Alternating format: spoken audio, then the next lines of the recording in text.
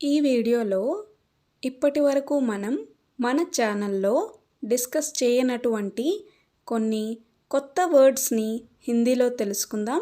And ఈ వర్డ్స్ని use చేస్తూ sentences ఎలా ఫామ్ చేయొచ్చో డిస్కస్ చేద్దాం. ఫస్ట్ వర్డ్ ఏంటంటే హిందీలో అమీర్ అంటే తెలుగులో ధనవంతుడు అని అర్థం వస్తుంది. నెక్స్ట్ వన్ గరీబ్ అంటే పేదవాడు.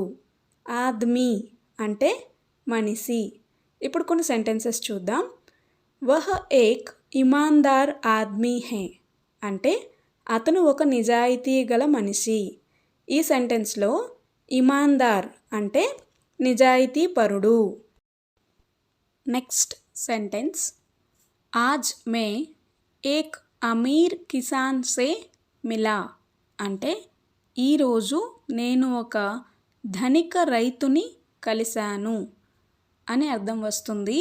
ఈ సెంటెన్స్లో కిసాన్ అంటే రైతు, ఆజ్ అంటే ఈరోజు. నెక్స్ట్ సెంటెన్స్ గరీబ్ లోగోంకి మదద్ కర్నా చాహియే అంటే పేదవారికి సహాయం చెయ్యాలి అని అర్థం వస్తుంది.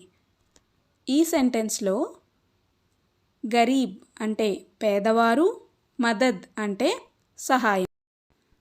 నెక్స్ట్ సెంటెన్స్ వహ్ ఏక్ గరీబ్ లడికీ హే అంటే ఆమె ఒక పేద అమ్మాయి అని అర్థం వస్తుంది. లడికీ అంటే అమ్మాయి. నెక్స్ట్ వన్ వహ్ సబ్సే బడా అమీర్ ఆద్మీ హే అంటే అతను అందరికంటే పెద్ద ధనవంతుడు అని అర్థం వస్తుంది. సబ్సే బడా అంటే అందరికంటే పెద్ద. Thank you.